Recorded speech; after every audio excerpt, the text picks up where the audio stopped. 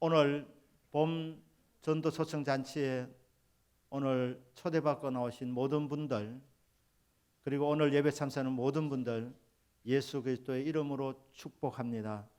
오늘 말씀이 나에게 주시는 말씀으로 들려지는 은혜의 시간이 되기를 바랍니다.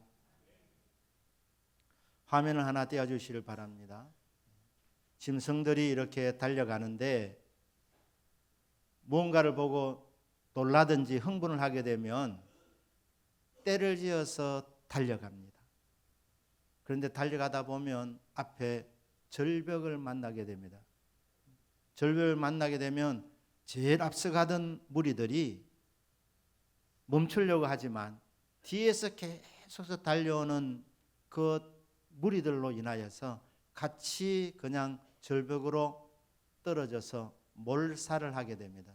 이런 현상을 우리말로 번역을 하면서 괴주라고 했습니다. 대괴주. 가끔 일어나는 일입니다. 수천 마리씩, 수만 마리씩, 때로는 굉장히 많은 숫자들이 놀라서 함께 도망가다가 다 절벽 아래로 떨어져 죽는 이 대괴주. 자, 짐승들이 그렇게 절벽을 향해서 달려가게 될 때 그 앞에 절벽이 있는 것을 아는 사람이 이 짐승들을 사랑하면 그냥 두겠습니까? 가지 마라고 말할 거 아닙니까? 한국말로 가지 마 이러겠죠. 못 알아들으면 손짓 발짓 다 할 것 아닙니까? 그래도 이 짐승들이 알아듣지 못합니다. 그러면 이 짐승들이 지금 가는 길이 절벽을 향해서 가고 있는데 그것을 멈추게 하려면 어떻게 해야 되겠습니까? 정말 사랑하면 그 짐승 되어가지고 그들의 언어로 지금 우리가 가는 길이 멸망의 길이다, 멈추자, 돌아서자, 이렇게 해줘야 되는 것입니다. 그러면 가던 길을 멈추게 되는 것입니다. 하나님께서는 지극히 높은 곳에 저 천국에서 우리 인생들을 굽어 살펴보고 계십니다. 다들 열심히 살고 있습니다. 그런데 목적도 없이 지금 가고 있는데 어디로 가는지 알지 모른 채로 열심히 땀을 흘리면서 가고 있는데 그 가는 길이 마지막은 멸망입니다.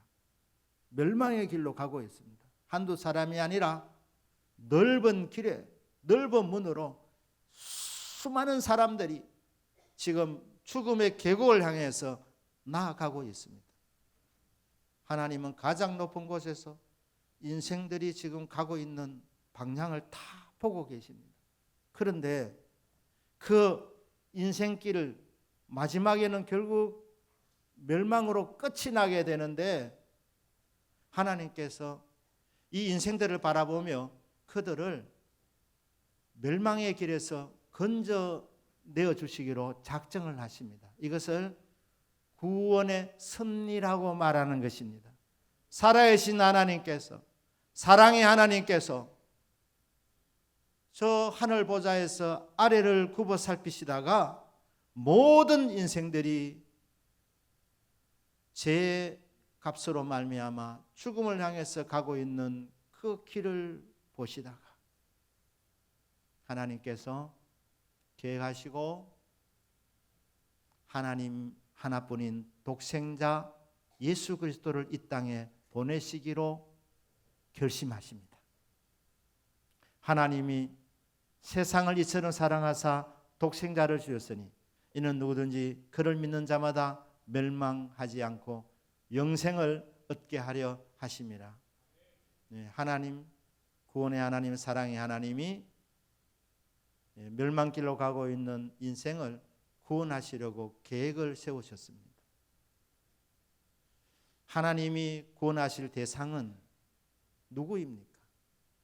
하나님이 사랑하시는 그 범위는 어디까지입니까? 하나님이 세상을 사랑하사, 하나님은 세상 모든 사람들을 사랑하십니다. 남녀노소 빈부귀천 차별하지 않습니다. 모두를 사랑하십니다. 피부 색깔도 하나님 차별하지 않습니다. 동양인이든 흑인이든 백인이든 구별하지 아니하시고 세상 모든 사람들을 사랑하십니다. 어느 정도로 사랑하십니까? 하나님이 세상을 이처럼 사랑하십니다. 어느 정도로? 하나님이 가장 아끼시는 독생자를 내어주시기까지 사랑하시는 사랑, 최고의 사랑입니다. 하나님이 독생자를 보내주셨다.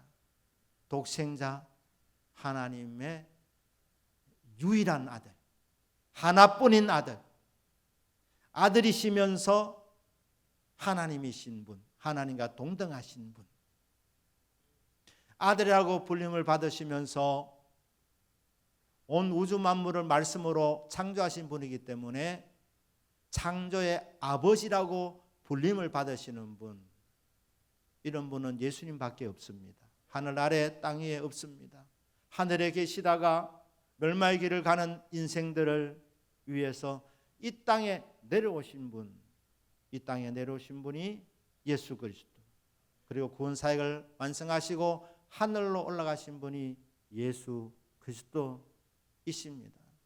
이 하나님이 정말 아끼시는 하나뿐인 아들이시며 하나님이신 완전하신 하나님이며 완전하신 인간이신 예수 그리스도를 성부 하나님께서는 이 땅에 저와 여러분을 구원하시기 위해서 내어주신 줄로 믿습니다. 너무 사랑하셔서 이 죄 많은 곳으로, 괴로움이 많은 곳으로, 살벌한 땅으로, 냄새 나는 곳으로, 곳곳에 지뢰가 있고 폭탄이 있는 위험한 곳으로 하나님 아버지께서는 우리 인간을 너무 사랑하셔서 독생자를 이 위험한 곳으로 보내주시는 위험을 감행하셨던 것입니다. 하나님이 세상을 독생자를 주시기까지, 독생자를 내어주시기까지 사랑하시는 놀라우신 하나님, 하나님은 우리에게 모든 것을 제공해 주시는 정말 좋으신 하나님이십니다. 우주 만물을 창조하셨습니다. 아름다운 지구를 창조해 주셨습니다. 그리고 우리에게 주시면서 누리라고 하시는 것입니다. 이 지구가 얼마나 아름다운지 아폴로 그 탐사를 갔던 삶 중에서 지구가 너무 아름다워서 그 푸른 빛깔의 이 지구를 촬영한 적이 있죠. 사진을 찍은 것이 있지 않습니까? 보시면 정말 아름답습니다. 지구만큼 아름다운 데가 없습니다. 하나님이 이 아름다운 곳에 사람이 살도록 하시고 모든 좋은 것들을 공급해 주시는 분이십니다. 그리고 마지막에 정말 아끼시는 독생자 예수 그리스도를 우리를 위해서 내어주신 분, 그분이 사랑의 하나님이십니다.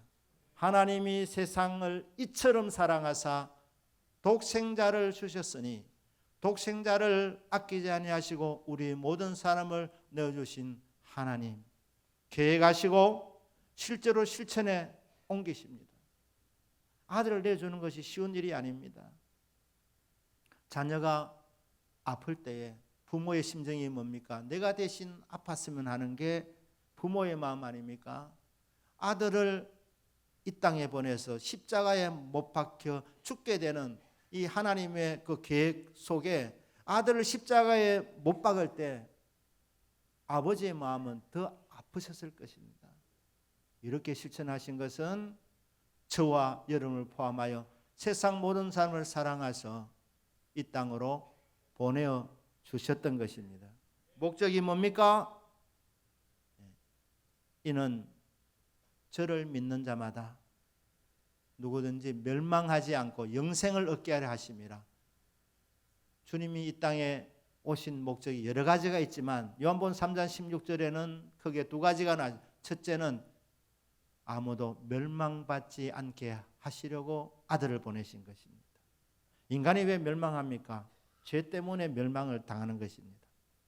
그러니 아들을 보내신 것은 죄 문제를 해결해서 아무도 멸망받지 않도록 하시기 위해서 하나님이 정말 아끼시는 독생자 예수 그리스도를 이 땅에 보내어 주셨습니다. 거기 그치지 않고 나아가서 적극적으로 영생을 얻게 하려 하심이라. 아들을 보내신 목적은 첫째, 아무도 멸망받지 않도록, 두 번째, 영생을 얻도록, 그런 목적을 갖고 하나님 아버지께서 예수 그리스도를 이 땅에 보내어 주셨습니다. 예수 그리스도, 인간이 받을 수 있는 최고의 선물입니다. 하나님께서 우리를 사랑하는 최고의 사랑은 아들을 보내주신 것입니다. 이 사실을 받아들이는 사람은 멸망받지 않고 영생을 얻게 됩니다.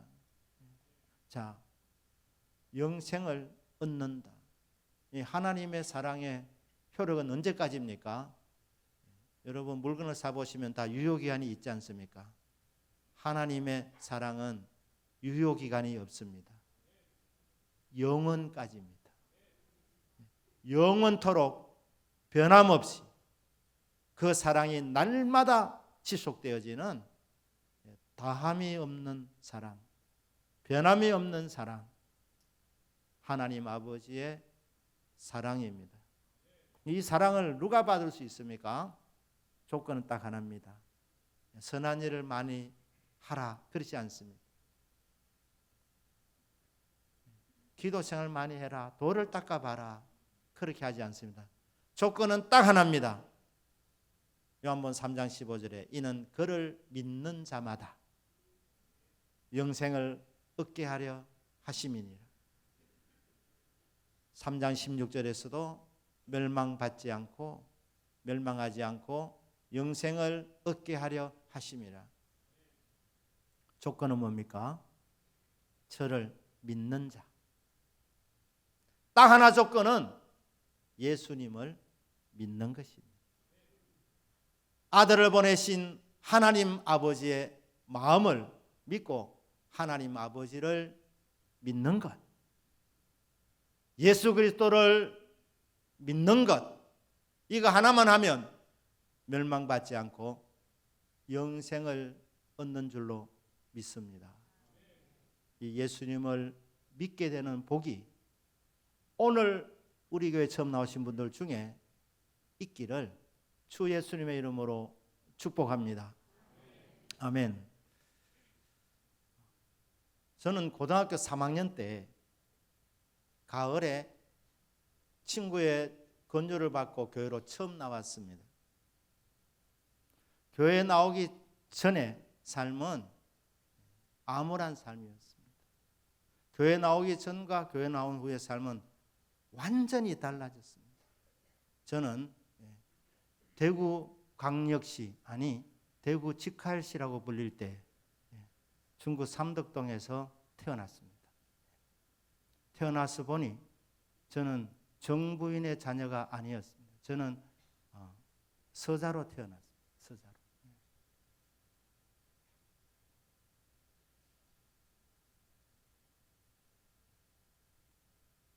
아빠와 엄마가 사이가 안 좋았습니다. 자주 싸웠습니다. 싸움이 언제 마무리되느냐? 마지막은 저를 깨워서 저희 부친이 저를 때리는 것이 그게 싸움의 마지막이었습니다. 그래서 초등학교까지는 많이 맞았습니다. 중고등학교 다닐 때는 아버지께서 절제하셔서 좀 적게 때렸지만 그래도 가끔 맞았습니다. 그래서 초등학교 다닐 때까지는 억수로 많이 맞았고, 그리고 중고등학교 때는 가끔 이렇게 맞았습니다. 학교 갔다가 집으로 돌아올 때 옛날에는 버스에 보면 오늘 또 무사히 간 그게 있었습니다. 그러니까 집으로 올 때 오늘은 아빠 엄마가 안 싸웠으면 좋겠다. 저는 그때 신앙이 없었으니까 하나님 계신 줄도 몰랐고 제발 안 싸웠으면 좋겠다.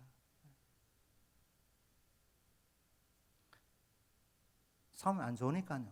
그리고 마지막은 꼭 저를 때리니까.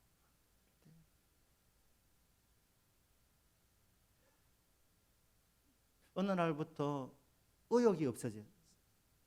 삶에 아무런 목표도 없고 기쁨도 없고 밥맛도 없고, 저희 부친은 어릴 때부터 저에게 법관이 되라고 말씀하셨어요. 법관이 되라고. 목표를 딱 정해 주셨어요. 그런데 저는 어릴 때부터 아무리 생각해도 법관의 직업이 전 좋지 않다고 생각했었습니다. 혹시 법 쪽에 계시는 분들은 양해를 구하시길 바랍니다. 제 생각이 그랬다는 거예요. 제 생각이. 나는 안 맞다. 그런데 독재자이신 아버지께서 법관이 되라고 이렇게 하니까 하기는 싫고, 왜 해야 되는지도 모르겠고, 공부를 왜 해야 되는지도 모르고, 아무런 비전도 없고 의욕도 없고 밥맛도 없고, 그리고 어느 날부터 잠이 오지 않는 거예요. 불면증이었습니다. 고민이 생긴 거예요. 시간이 가면서 언젠가는 아버지하고 한번 붙을 날이 있다는 거예요. 저는 아버지 원하시는 그 길을 못 갑니다. 붙으면 제가 성산이 없더라고요. 저희 아버지는 장사로 힘 좋기로 소문나신 분이고, 학기도도 3단이시고 되겠습니까? 제가 맞아 죽을 것 같더라. 그날은 다가오고, 왜 공부해야 되는지도 모르고 밥맛도 없고 밤에는 불면증. 그렇게 이제 했습니다. 제가 초등학교 초창기 때는 키가 컸습니다. 제가 장군이라고 그렇게 불림을 받았는데, 그러고 나서부터는 키가 안 커서, 키가 줄어든 것은 아니고 그대로인데 다른 친구들이 계속 치고 올라오니까 고등학교 3학년 때 제가 초등학교 때는 60 몇 번이었는데 고3 때 3번이었어요. 3번. 키가 작았다는 얘기예요.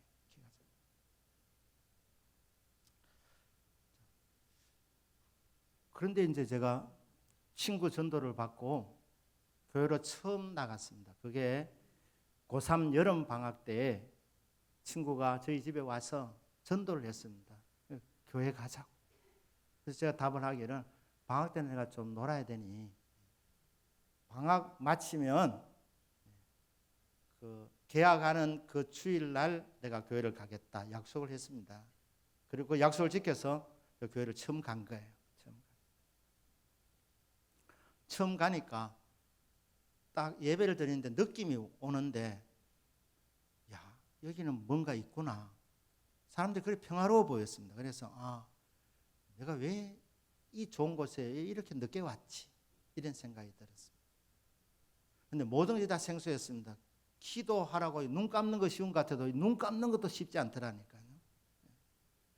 헌금 시간에 동전 하나 내려고 하니까 친구가 안 내도 된다. 네 믿음이 들어가면 그때 하면 되니까 지금은 안 내도 된다 이러더라고요. 그렇나 이러면서 설교 말씀을 듣는데 설교 말씀이 잘 들리지를 않았습니다. 오늘 처음 나오신 분은 이 말씀이 들려지는 복이 있기를 주 예수님 이름으로 축복합니다. 그런데 딱 마치고 마지막 찬송이, 그게 제 마음이 움직여졌습니다. 감동이 왔습니다. 저는 그전에 송창식을 좋아했습니다. 송창식. 그래서 송창식 노래를 많이 부르면서 다녔습니다. 그런데 전혀 차원이 다른 노래였습니다. 지금도 기억하고 있죠. 가끔 부르는 거죠. 내 영혼의 그 깊은 데서 맑은 가락이 울려나네. 하늘 곡조가 언제나 흘러나와 내 영혼을 고이 사네.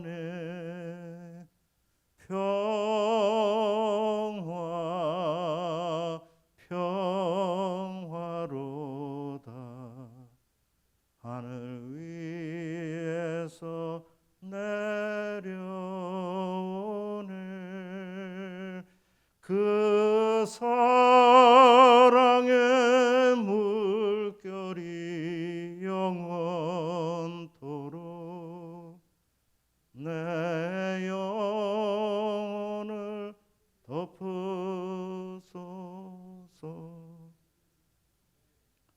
내가 지금까지 전혀 부르지 못했던 전혀 차원이 다른 노래였는데 이 찬송을 부를 때 뭔가 설명할 수 없는 평화가 하늘에서 내려오는 것 같은 그런 느낌이 오는 것. 근데 제가 주일날 계약하는 주일날 교회 오겠다는 이 약속을 친구가 믿고 성경책하고 찬송가를 준비해 놓고 기다리고 있었어요. 그래서 제가 그 교회를 가니까 성경책하고 찬송가 책을 주더라고요. 그래서 제가 그날부로 제 18번을 송상식 노래에서 내 영혼의 그 깊은데 이 곡으로 바꾼 겁니다. 학교 가면서 부르고 집으로 올 때 부르고 한 주간을 이렇게 부르며 다니는데 저는 정말 놀랐습니다. 제 불면증이 그때 치료를 받았던 것입니다. 제가 고쳐달라고 좀 하나님 존재도 잘 몰랐을 때니까 기도의 세계도 몰랐을 때니까 고쳐달라고 한 것도 아니고 그냥 이 곡이 좋아가지고 평화로다 이러면서 돌아다녔는데 불면증 고침받았습니다. 아빠 엄마가 싸우면 어떻게 하나 그 불안한 마음이 사라진 거예요. 그때부터 제가 발 뻗고 잔 것 아닙니까? 발 뻗고. 지금도 누웠다 하면 잠 옵니다. 잔디밭에 누워도 잠 옵니다. 그러니 그때 발을 뻗고 잤는데 그 바람에 키가 이래 됐습니다. 3번이었는데 제가 키 크게 해달라고 한 적도 없습니다. 키 작거나 큰가 그런 거에 있어서 뭐 관심도 없었고 저 인생에 뭐 비전이 없었는데 꿈이 없었는데 뭐 그런 거 만들겠습니까? 하나님이 언제 제 키를 크게 해주신지 모릅니다.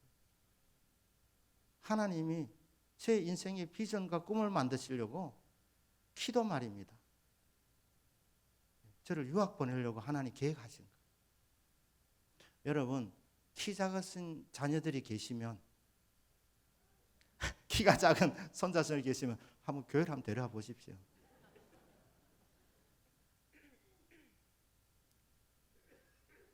저를 기도했으면 어느 분 동안 형제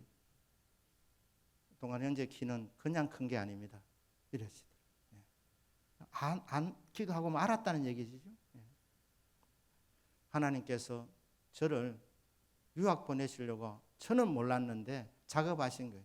제 키가 언제 크느냐? 언제냐 모르죠. 하여튼 1977년 가을에 그 어느 한 두 주간에 하나님께서 그냥 작업을 끝내신 것 같아요.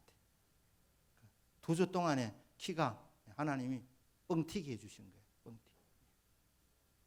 그래서 미국의 그 키 큰 사람들하고 같이 어깨를 겨눌 수 있도록 하나님이 다 준비하신 전혀 아무 꿈도 없고 아무런 비전도 없는 저에게 늘 집으로 가는 발걸음이 무거워서 오늘은 안 싸웠으면 좋겠다 이런 마음을 갖고 가는 저에게 무슨 꿈이 있었고 무슨 희망이 있었고 무슨 소망이 있었겠습니까? 그런데 하나님이 기다리셨다가 교회에 나오는 저에게 이 찬송가를 선물로 주시고 이 찬송가를 부르는 가운데 하나님께서 내 장래를 위한 준비 작업을 다 해놓으신 거예요. 그래서 이제 기쁨으로 교회를 다니는데 어느 날 십자가에 대한 설교를 제가 계속 들리는 겁니다.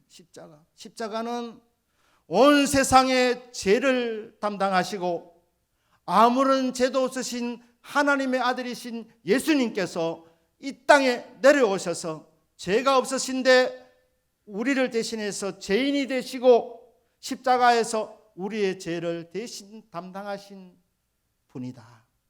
십자가는 기독교 예수 그리스도가 하신 일을 드러내는 하나의 정표다. 십자가라. 그렇게 제가 듣고 알고 있었습니다. 그래 들어도 저와는 별로 이렇게 연관이 없는 줄 알았습니다. 연관이 없는 줄로. 세상 모든 사람들을 위해서 돌아가신 예수님이시구나. 그런데 어느 날 십자가가 저에게 깨달음이 오기를, 그 십자가가 바로 나 같은 죄인을 위해서 십자가를 주님이 지셨구나. 이게 깨달음이 온 겁니다. 나를 위해서 죽으셨구나. 아무런 꿈도 없고 아무런 비전도 없고 늘 밤에 잘 때 그냥 웅크려서 잠을 자고 있던, 언제 아버지가 나를 불러낼지 모르니 다 자는 척하면서 그렇게 살아가고 있던 이 인생을 위해서 아무런 죄도 없으신 하나님의 아들이 십자가에서 대신 죽어주신 것, 나 같은 죄인을 위한 것이구나. 이게 깨달아지더라니까. 그래서 그 십자가를 바라보면서, 주여, 십자가가 바로 나 같은 죄인을 위한 주님의 희생이었습니다. 고맙습니다. 제가 이 사실을 믿겠습니다. 주여, 이 죄인을 용서하여 주시옵소서. 저를 믿는다는 게 바로 그런 내용입니다. 믿는 게 무엇이냐? 바라보는 것입니다. 모세가 광야에서 뱀을 들었다고 설명하고 있습니다. 이스라엘 백성이 40년 동안 광야 생활을 했습니다. 하나님께서 날마다 만나를 먹여주시고 낮에는 구름 기둥으로 밤에는 불 기둥으로 보호해 주시면서 걸어갈 수 있도록 건강 주시고, 한 사람도 발이 부르트는 사람 없도록 건강도 공급해 주시고, 고기 먹고 싶을 때는 메추라기를 동원해 주시면서 40년 동안 하루하루가 힘든 생활이 아니라 하나님을 체험하는 시간이었습니다. 날마다 하나님의 손길을 경험하는 시간이었습니다. 건강을 주셨습니다. 그런데 하나님이 인도하는 방법이 마음에 안 들어서 그 길에 불평을 했습니다. 불평을. 그러니까 이 광야에는 뱀도 많은데 불뱀이라 맹독성이 있는 뱀들이 많은데 하나님이 그 가는 길에 다 뱀을 다 막아주셨는데, 하나님 어느 날, 이야, 얘들이 너무 모르는구나 하면서 하나님이 그냥 방치해버리니까 이 불뱀들이 말입니다, 사람들을 물었습니다. 그러니까 독사에 물려가지고 몸이 붓고 죽어나고 있었습니다. 그제서야 모세에게 와서 우리가 잘못했습니다, 살려주십시오 하니까 모세가 기도합니다. 기도하니까 하나님 어떤 응답이 옵니까?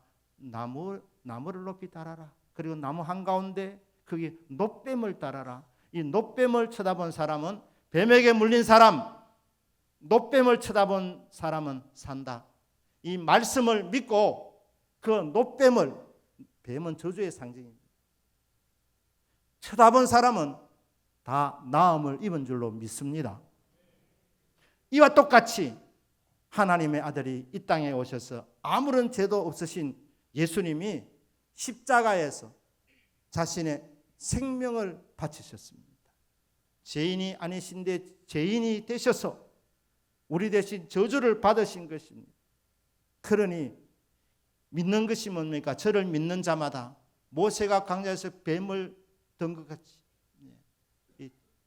나무에 달린 그 놋뱀을 쳐다본 사람마다 낫는 것처럼 예수님의 십자가를 믿음의 눈을 들어서 바라보는 사람, 그 사람은 구원받습니다. 용서받습니다. 나음을 입습니다. 아, 믿음은 시선이구나. 믿음은 바라보는 것이구나. 물린 것을 바라보면 해결이 되지 않습니다. 더 아플 뿐입니다. 어려운 환경 상황을 보는 것이 아니라, 나를 보는 것이 아니라 믿음의 눈을 들어서 십자가에서 내 대신 저주를 받으신 예수님을 바라보는 것입니다. 그게 믿음입니다. 바라보면 어떻게 됩니까? 그가 징계를 당함으로 우리는 평화를 누리고 그가 채찍에 맞음으로 나음을 입었도다. 마태복음 8장 17절에 우리의 연약한 것을 친히 담당하시고 병을 짊어지셨도다. 예수님께서 우리의 죄를 짊어지셨습니다. 십자가에서 저주를 담당하셨습니다. 병을 짊어지셨습니다. 징계를 받으셨습니다. 그래서 십자가를 바라보는 사람, 죄의 짐에 눌려있던 인생이 주님이 십자가에서 다 가져갔기 때문에 내 등에 있는 죄의 짐도 십자가를 바라볼 때 가져가는 거예요. 우리가 할 일은 바라보기만 하면 되는 것입니다. 믿음으로 십자가를 바라보면 죄의 짐을 가져가 주시는 구원의 하나님입니다. 저주를 받으셨기 때문에 내가 받을 모든 저주를 주님이 다 가져가신, 그러니까 십자가를 바라보면 이제는 우리는 더 이상 저주 아래 있지 않습니다. 복 아래 있습니다. 생명 아래 있습니다. 믿음은 십자가를 바라보기만 하면 되는 것입니다. 오늘 혹시 몸이 연약하신 분이 계십니까? 오늘 이 시간 믿음의 눈을 열어서 십자가를 바라보는 중에 주님께서 여러분을 강건하게 해주는 복이 임하기를 주 예수님 이름으로 축복합니다. 편찮으신 분이 계십니까? 주님이 십자가에서 우리의 병을 짊어지셨습니다. 우리는 처방입니다. 그 십자가를 바라봐라. 바라보면 주님께서 우리의 병을 가져가십니다. 우리를 치유하여 주시고 회복시켜 주시는 겁니다. 바라보는 자, 십자가를 바라보며 신앙 고백하는 자, 멸망받지 않고 영생을 받습니다. 구원받습니다. 제가 구원을 받았습니다. 1978년 3월 어느 봄날 저희 학과 건물 색깔이 흰색이어서 사람들이 백악관이라고 했습니다. 날씨가 좋아서 그 백악관 앞에 숲이 좋았습니다. 그래서 숲을 산책하고 있는데 묵상하고 있었어요. 그런데 어떤 깨달음이 왔느냐? 십자가에서 죽으셔서 내 모든 저주와 내 모든 죄를 가져가시고 나에게 용서와 구원을 주신 예수님이 3일 만에 부활하시고 하늘로 올라가셨습니다. 그런데 그 예수님이 내 곁에 계신다는 느낌이 오는 거예요. 숲속에 내가 혼자 걷는 것이 아니라 예수님이 내 곁에 다가오셔서 나와 동행하고 계시는 것을 느끼는 것입니다. 그러니까 제가 너무 감사해서 주님은 그냥 곁에 모시면 되겠나? 내 안으로 영접해야지. 내 마음 안으로 모셔야지. 이런 생각이 든 겁니다. 영접하는 자, 곧 그 이름을 믿는 자들에게는 하나님의 자녀가 되는 권세를 주셨으니, 그러니까 믿음의 정의, 요한복음 3장 15절 16절에 믿음은 바라보는 것이다. 어디를 바라보는 것? 십자가의 예수님을 바라보는 것. 그러면 죄 용서 받습니다. 멸망받지 않습니다. 구원받습니다. 영생을 얻습니다. 그런데 요한복음 1장 12절에서는 믿음의 또 다른 차원을 말씀합니다. 영접하는 자, 곧 그 이름을 믿는 자. 영접이 뭐냐? 믿는 것이랍니다. 그 이름은 예수입니다. 구원자 예수님. 그 예수님을 믿는 것은 뭐냐? 예수님을 영접하는 것이다. 믿는 것은, 그러니까 그냥 보고 구원받는 것으로 머물지 않고 예수님은 아예 내 속에 들어오셔서 나와 함께 하시기를 원하시는 것입니다. 그래서 마음의 문을 두드리고 계시는 거예요. 볼지어다 내가 문 밖에서도 두드리노니 누구든지 내 음성을 듣고 문을 열면, 마음의 문을 열면 내가 그에게로 들어가 그와 더불어 먹고 그는 나와 더불어 먹으리라. 부활하신 주님, 영원히 살아계신 주님께서 택함받은 주님의 자녀들에게, 구원받은 주님의 자녀들에게 다가오셔서 마음의 문을 두드리시는 겁니다. 저에게는 1978년 3월 어느 봄날이었습니다. 곁에 찾아오셨으니까 그분을 영접해야지. 너무 황송하고 너무 고마워서 주님, 정말 문제투성이인 이 인생, 연약한 이 인생 함께 하시겠다고 제 안에 들어오실 하십니까? 주여, 웰컴입니다. 주여, 제 속에 들어오십시오. 환영합니다. 들어오셔서 내 인생의 주인이 되어 주십시오. 나의 하나님이 되어 주십시오. 짧은 기도였습니다. 간단한 기도였습니다. 그날 주님이 제 안에 들어오신 것입니다. 그리고 45년 지금까지 주님은 저를 한 번도 떠나신 적이 없습니다. 제 안에서 저와 함께하고 계십니다. 교회 나오기 전의 삶은 캄캄한 나날들이었습니다. 엄마가 내가 잠을 못 자는 거 알면은 엄마도 슬퍼할까 싶어서 불면증에 대한 내색을 전혀 하지 않고 그냥 밤새도록 꼼짝도 하지 않고 그냥 있었던 전데, 정말 소망도 없고 비전 없는 저였는데 주님이 십자를 통해서 내 인생의 모든 크고 작은 문제를 다 해결해 주시고 그 주님이 내 안으로 들어오신다고 그랬을 때 내가 무슨 권한으로 그분을 거절한단 말입니까? 내가 누군데, 인간이 어떤 존재인데 하나님이신 하나님께서 하늘 보좌에 계시다가 우리를 구원하시 이 땅에 내려오셨던 그분, 십자가에 죽으시고 삶을 부활하신 그분이 내 속에 들어오겠다고 하는데 너무너무 감사한 일이죠. 그래서 주님 모셨는데 45년의 삶을 한마디로 말하면 행복입니다. 행복. 주님 만나기 전의 삶은 불행이었습니다. 불행. 주님 만난 이후의 삶은 행복. 오늘 이 말씀을 들으시는 모든 분들이 정말 행복하시기를 주 예수님 이름으로 축복합니다.